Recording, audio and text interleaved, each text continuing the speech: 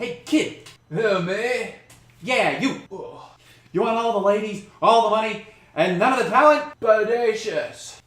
I'm gonna put your name in lights. Really? But you're not talented enough, so I'm gonna put you in a group with people. I like that. Other people. I'm gonna put you in a group. Slamming. You're gonna be like my mom when she dropped me on my face. Some sort of band of males. Alright. And I got the perfect name for you. Yeah? What? Oh yeah, let's throw it back now to the 90s, full of soul, R&B, and boy bands. Y'all remember Hanson? I remember Hanson. Oh yeah. 98 degrees, that's my favorite bodily temperature. New kids on the block, more like old man. Speaking of men, oh yeah, Boyz to Men. But it was always the rivalry between the Backstreet Boys and the ones people actually listen to, NSYNC. The ugly one, the fat one, not JT and Lance Bass. I mean, just look at that perfect synergy. Ooh, oh my. And then we got Spider-Man over here. And I guess he's like a Doctor Strange fan or something. Boy bands, love them or hate them, they got great names. Big Lard Boys, need to change that to a Z, make it edgy. We're gonna look for a 1:1, 1:3 ratio for our finished logo based on the samples that I showed in the presentation. We're gonna get together some color swatches, make a palette that we can draw from. I'm thinking black, white, gray. We're gonna make a gradient of silver so that we can use that later. It was a popular thing to do in the 90s. They were really happy with their graphics technology. We're gonna go with a deep blue, as you can see in some of those other logos, and an off red, which is also known as a Japanese red, I think. One more color. We're talking about Lard, so let's get a Lard color swatch. Right, and I'm not looking at your mom. So we just drew some pink from the shadow. Now we're gonna look for a, oh man, there's so many letter fonts. They all look almost exactly the same. So we went with the sans serif letter font, and then I found this crazy letter font. We're gonna try one of each.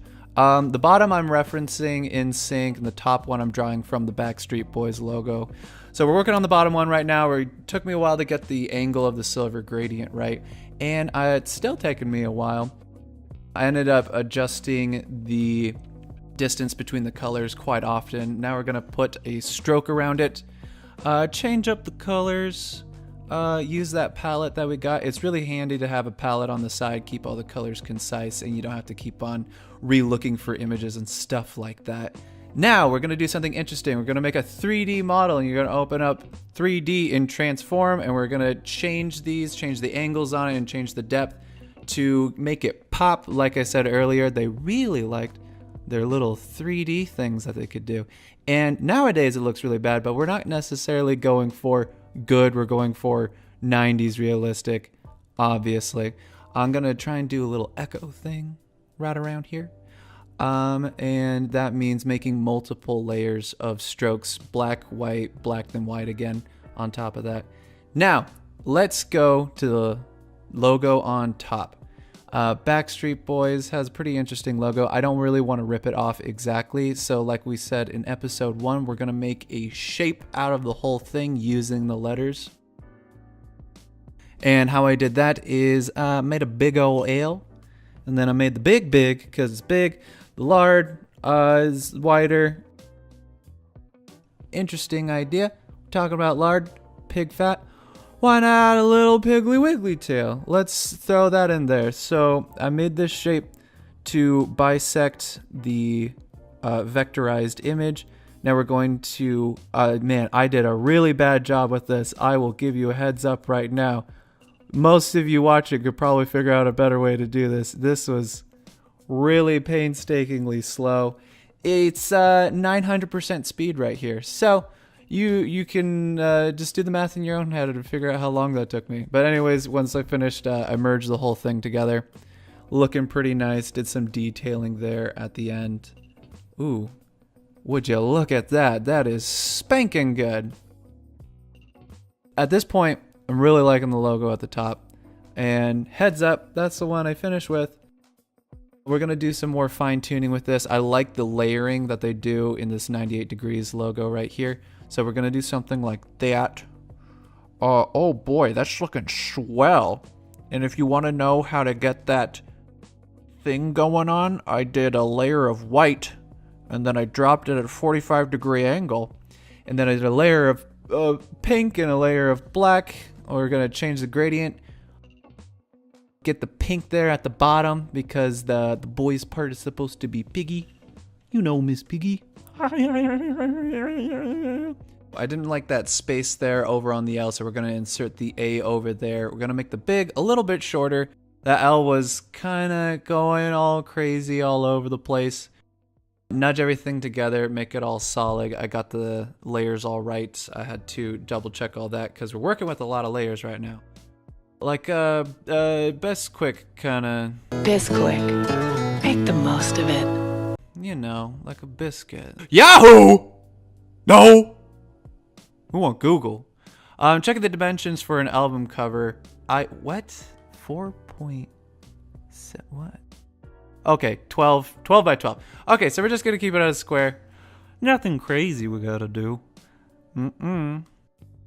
And let's check out this Backstreet Boys. Oh, this is really bad. They did a lot of simple color selections, looks like. There's another example there as like a sepia tone kind of style. But let's find some boys to put in this band. Nope, no, those guys are too hardcore. We're gonna have to find, oh, there we go. Oh, look at that little buckaroo over there. Look at that buckaroo. Oh yeah, let's open it up in Photoshop. We're gonna get the dimensions, we're gonna crop it. And eventually we're gonna crop it. There we go. There, I cropped it right there.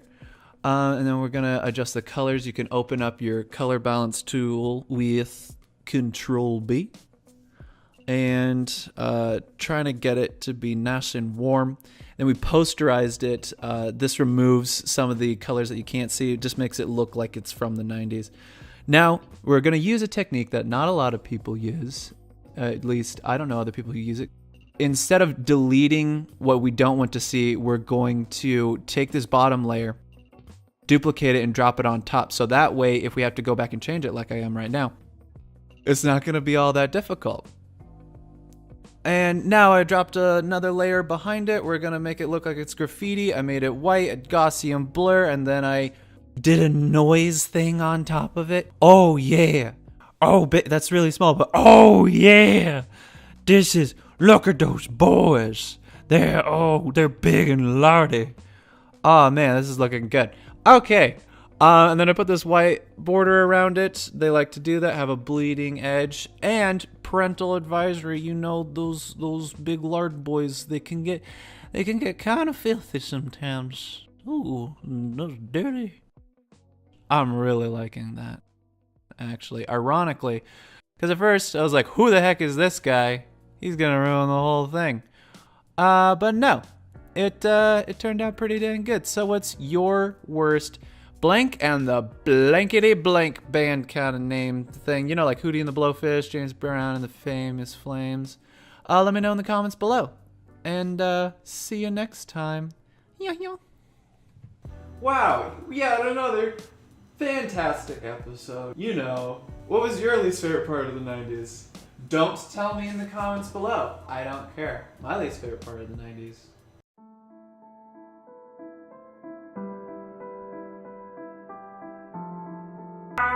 And hey, if you like this song, it was made by Chris Agramonte. You can check out some of his work on Apple Music and presumably elsewhere. I'll leave a link in the description below. You know me. If you got bad band names, send them my way. Follow us on Twitter. And subscribe for more stuff like this. If this is the sort of thing that you're into. If you're not, I don't care. If you liked it, then like it. Don't hold out on me, man. You owe me. If you've got music you want me to use in the future, send it my way. I'll give you credit, but no money. Have a nice life.